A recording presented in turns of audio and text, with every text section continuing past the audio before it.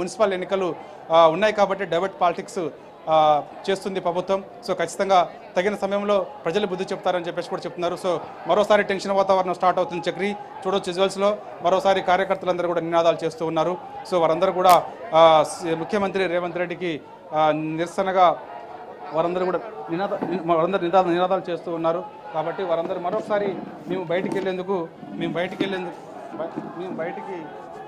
వెళ్తామని చెప్పి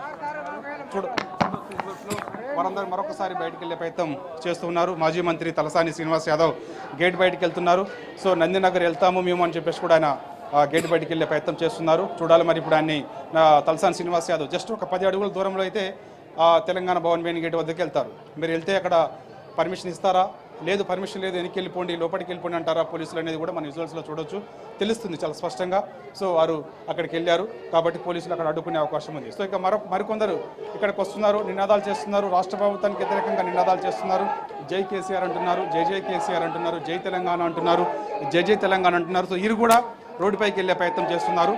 సో ఇక వీళ్ళు రోడ్డుపైకి వెళ్ళి నిరసన తెలపాలనుకుంటున్నారు కాబట్టి పోలీసులు మరి వీళ్ళకి పర్మిషన్ ఇస్తారా లేదా వెంటనే అక్కడ అడ్డుకునే ప్రయత్నం చేస్తారనేది కూడా మనకు తెలియాల్సిన అవసరం ఉంది. చూడొచ్చు మనకి జూబ్లీ హిల్స్ మాజీ ఎమ్మెల్యే మాగంటి గోపీనాథ్ సతీమణి మాగంటి సునీత నేతృత్వంలో వీళ్ళందరూ కూడా తెలంగాణ భవన్ మెయిన్ గేట్ వద్దకు వచ్చి సో నినాదాలు చేస్తున్నారు. రాష్ట్ర ప్రభుత్వానికి వ్యతిరేకంగా నినాదాలు చేస్తున్నారు. ముఖ్యమంత్రి రేవంత్ రెడ్డికి వ్యతిరేకంగా నినాదాలు చేస్తున్నారు. కేసీఆర్ విచారణ ఇక ముగించాల్సిందని చెప్పేసి కూడా ప్రధానంగా వారందరూ కూడా డిమాండ్ చేస్తున్నారు. సో పర్మిషన్ లేదు కాబట్టి వారు అక్కడే ఉండిపోయారు, తెలంగాణ భవన్ గేటు వద్ద అక్కడే ఉండిపోయారు. సో అక్కడే ఉండి నినాదాలు చేసే అవకాశం ఉంది. సో ఎందుకంటే ఎట్టి పరిస్థితుల్లో కూడా ఎవరిని కూడా బీఆర్ఎస్ పార్టీకి చెందినటువంటి కార్యకర్తలు ఎవరిని కూడా బయటికి పంపించడం లేదు. కొంతమంది తప్పించుకొని పోలీసుల వలయం నుంచి తప్పించుకొని బయటికి వెళ్ళారు. కానీ మనకి బసవతారకం హాస్పిటల్ దగ్గర పెద్ద ఎత్తున పోలీసు బలగాలు మోహరించున్నాయి కాబట్టి వెంటనే అప్రమత్తమై వారందరినీ కూడా అదుపులోకి తీసుకొని స్థానికంగా ఉన్న పోలీస్ స్టేషన్ తరలించారు.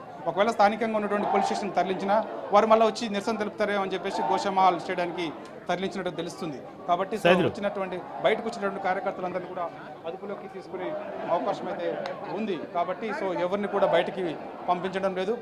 వారందరూ కూడా చేసేదేం లేక చేసేదేం లేక మెయిన్ గేట్ బీఆర్ఎస్ నేతల నిరసన నేపథ్యంలో బంజారాహిల్స్ జూబ్లీహిల్స్ రోడ్ నెంబర్ 36 పరిసరాల్లో పోలీసుల మోహరింపు ఏ విధంగా ఉంది? ట్రాఫిక్ ఆంక్షలు ఏమైనా ఉన్నాయా సైదులు? మనకి ఉదయంతో పోలిస్తే ఇప్పుడు పెద్ద ఎత్తున పోలీసు బలగాలు అదనంగా మోహరించాయి చక్రి. దానికి గల కారణం ఏంటంటే చీకటి పడుతుండడంతో కార్యకర్తలందరూ కూడా ఎటువైపు నుంచి నందినగర్కి వెళ్తారో తెలియదు కాబట్టి సో ఉదయంతో పోలిస్తే మధ్యాహ్నంతో పోలిస్తే ఇప్పుడు పోలీస్ బలగాలు మరింత మోహరించాయి. కాబట్టి ఖచ్చితంగా అదనపు బలగాలు మోహరించున్నాయి. ఎందుకంటే సిట్ విచారణ ఎప్పటి వరకు కొనసాగుతుందో తెలియదు కాబట్టి సిట్ విచారణ మనకి సమయం చూస్తే 6 అవుతుంది, 10 నిమిషాలు అయితే 6 అవుతుంది కాబట్టి 7 గంటల వరకు సిట్ విచారణ కొనసాగుతుందా, 8 గంటల వరకు కొనసాగుతుందా, 9 గంటల వరకు కొనసాగుతుందా, 10 గంటల వరకు కొనసాగుతుందో తెలియదు కాబట్టి కార్యకర్తలు ఎటువైపు నుంచి నందినగర్కి వస్తారో తెలియదు కాబట్టి సో ఉదయంతో పోలిస్తే ఇప్పుడు మరింత పోలీసు బలగాలు మోహరించున్నాయి. రోడ్ నెంబర్ 36 అదేవిధంగా మనకి నందినగర్, అదేవిధంగా మనకి ఎన్టీఆర్ ట్రస్ట్ భవన్ దగ్గర, ఎల్వి ప్రసాద్ హాస్పిటల్ దగ్గర, అదేవిధంగా చూస్తే మనకి Niloufer hospital side, command control side మొత్తం ఓవరాల్గా ఇదంతా కూడా పోలీస్ వలయంలోకి వెళ్ళిపోయింది. ఎందుకంటే ఆంక్షలు కూడా విధించారు. ఈరోజు ఉదయం 11 గంటల నుంచి కూడా మనకి ఈ యొక్క ఏరియాలో బంజారాహిల్స్ నందినగర్ ఏరియాలో ట్రాఫిక్ ఆంక్షలు ఉంటాయని కూడా మనకి ట్రాఫిక్ అధికారి జోయల్ డేవిస్ నిన్న రాత్రి 12 గంటల సమయంలోనే ఆయన ఒక సర్క్యులేషన్ జారీ చేయడం జరిగింది. కాబట్టి ఉదయం 11 గంటల నుంచి దాదాపుగా ఈ యొక్క ఏరియా మొత్తం కూడా పోలీసుల అదుపులోకి వెళ్ళిపోయింది. సో ఎవరిని అనుమానితులు ఉన్నా కూడా వాళ్ళని అదుపులోకి తీసుకున్నటువంటి పరిస్థితి. అనుమానితులు అంటే ఎవరు ఉండరు కానీ బీఆర్ఎస్ పార్టీ కార్యకర్తలు ఉంటారు కాబట్టి వారు ఏమన్నా నిరసన తెలుపుతారేమో అని చెప్పేసి ముందస్తుగా వారందరినీ కూడా అదుపులోకి తీసుకుంటున్నారు. కాబట్టి ఈరోజు చాలామంది నేతల్ని, ఉస్మానియా యూనివర్సిటీలో ఉన్నటువంటి విద్యార్థి సంఘ నాయకుల్ని, బీఆర్ఎస్ పార్టీ చెందినటువంటి ముఖ్య నాయకులందరినీ కూడా ముందస్తుగా అదుపులోకి తీసుకుని వారందరినీ కూడా స్థానికంగా ఉన్నటువంటి పోలీస్ స్టేషన్ కూడా తరలించారు. సో వారందరూ ఇప్పుడు చూడొచ్చు కార్యకర్తలందరూ కూడా మరొకసారి రాష్ట్ర ప్రభుత్వానికి వ్యతిరేకంగా నినాదాలు చేస్తూ ఉన్నారు. సో ముఖ్యమంత్రి రేవంత్ రెడ్డికి వ్యతిరేకంగా నినాదాలు చేస్తున్నారు. వారందరూ కూడా రోడ్లపైకి మరోసారి వెళ్ళే ప్రయత్నం చేస్తున్నారు. కాబట్టి పర్మిషన్ ఎట్టి పరిస్థితుల్లో ఇవ్వడం లేదు, పర్మిషన్ లేదని చెప్పేసి కూడా పోలీసు బలగాలు మోహరించున్నాయి. ఈరోజు అంటే మనకి ఉదయం మధ్యాహ్నంతో పోలిస్తే మరిన్ని పోలీసు బలగాలు మోహరించే అవకాశం ఉంది. ఎందుకంటే ఒక్కసారిగా కార్యకర్తలందరూ కూడా నందినగర్ నివాసం వైపు చొచ్చుకొని వెళ్ళే ప్రయత్నం చేస్తారు కాబట్టి, అంటే సిట్ విచారణ ముగిసినప్పటికీ కూడా ఒక్కసారిగా నందినగర్ వైపు చొచ్చుకొని వెళ్ళే ప్రయత్నం చేస్తారు కాబట్టి వారందరినీ కూడా అదుపు చేయాల్సిన అవసరం ఉంటుంది. కాబట్టి సో ఖచ్చితంగా పోలీసు బలగాలు ఉదయంతో పోలిస్తే ఇప్పుడు కొంత ఎక్కువగానే మోహరించున్నాయి. సో ఇక ఒక్కరొక్కరుగా కార్యకర్తలందరూ కూడా మరోసారి రాష్ట్ర ప్రభుత్వానికి వ్యతిరేకంగా నినాదాలు చేస్తూ ఉన్నారు. సో ముఖ్యమంత్రి రేవంత్ రెడ్డికి వ్యతిరేకంగా నినాదాలు చేస్తూ ఉన్నారు. సీఎం డౌన్ డౌన్ అని కూడా నినాదాలు చేస్తున్నారు. సో నందినగర్ వెళ్ళే ప్రయత్నం చేశారు, రోడ్డుపైకి వెళ్ళే ప్రయత్నం చేశారు. పోలీసులు అడ్డుకోవడంతో చేసేది ఏం లేదాక వాళ్ళకి అందరూ కూడా మళ్ళీ లోపలికి వస్తున్నారు.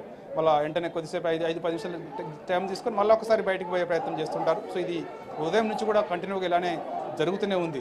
బయటికి వెళ్ళే ప్రయత్నం చేస్తున్నారు, పోలీసులు అడ్డుకుంటున్నారు, మళ్ళీ లోపలికి వస్తున్నారు. బయటికి వెళ్ళే ప్రయత్నం చేస్తున్నారు, పోలీసులు అడ్డుకుంటున్నారు, మళ్ళీ లోపలికి వస్తున్నారు. సో ఇది కంటిన్యూగా జరుగుతూనే ఉంది. కాకపోతే మనకి విచారణ సమయం లేట్ అవుతున్న కొద్దీ కొంత టెన్షన్ వాతావరణం అయితే ఖచ్చితంగా ఉండే అవకాశం అయితే చాలా స్పష్టంగా కనిపిస్తుంది. ఎందుకంటే మనకి 3 గంటలు పైగా అవుతుంది, 3 గంటలు అవుతుంది కాబట్టి విచారణ సమయం ఎక్కువ అవుతున్న కొద్దీ ఖచ్చితంగా కార్యకర్తలందరూ కూడా కొంత ఆగ్రహంతో ఆల్రెడీ ఉదయం నుంచి ఉన్నారు కాబట్టి వారందరూ కూడా నందినగర్ వైపు వెళ్ళే ప్రయత్నం చేస్తారు. సో అప్పుడు కొంత టెన్షన్ వాతావరణం అయితే తెలంగాణ భవన్లో మరోసారి ఉండే అవకాశం ఉంది. చక్రి సైదులు, సిటీ విచారణ పూర్తయిన తర్వాత కేసీఆర్ నందినగర్లో మీడియాతోటి మాట్లాడే అవకాశం ఉందా సైదులు? చక్రి అందరూ కూడా అదే అనుకుంటున్నారు. చూడాలి మరి సిట్ విచారణ ముగిసిన తర్వాత తెలంగాణ భవన్కి కేసీఆర్ వచ్చి మీడియాతో మాట్లాడతారా లేదా అనేది కూడా మనకి పార్టీ వర్గాల ద్వారా తెలియాలి. పార్టీ వర్గాల్ని మీరు సంప్రదించినప్పుడు అది మాకు తెలియదు కాబట్టి సిట్ విచారణ కొనసాగుతుంది కాబట్టి సిట్ విచారణ ముగిసిన తర్వాత మాకు క్లారిటీ వస్తుంది, మా అధినేత చెప్తారు. మీడియా సమావేశం ఉంటే 5-10 నిమిషాల ముందు మీకు సిట్ విచారణ ముగిగానే మేము చెప్తామని పార్టీ వర్గాలు చెప్తున్నాయి. అయితే కేసీఆర్ మీడియా సమావేశం ఉంటుందా ఉండదా తెలియదు కానీ BRS working president KTR media సమావేశం ఖచ్చితంగా ఉండే అవకాశం ఉందని కూడా పార్టీ వర్గాలు చెప్తున్నాయి. ఈ మీడియా సమావేశంలో మాజీ మంత్రి హరీష్ రావు, మాజీ మంత్రి సబితాందర్ రెడ్డి, మాజీ మంత్రి తలసాని శ్రీనివాస్ యాదవ్తో పాటుగా బీఆర్ఎస్ పార్టీ చెందినటువంటి ముఖ్య నాయకులందరూ కూడా ఈ మీడియా సమావేశంలో పాల్గొనే అవకాశం ఉందని కూడా పార్టీ వర్గాలు చెప్తున్నాయి. కాబట్టి చూడాలి మనకి ఎంతసేపు సిట్ విచారణ కొనసాగుతుంది అనేది ఇక్కడ ప్రశ్న. కాబట్టి అది ముగిసిన తర్వాత మనకు ఒక క్లారిటీ వచ్చే అవకాశం ఉంది. Chakri right, thank you Saidulu.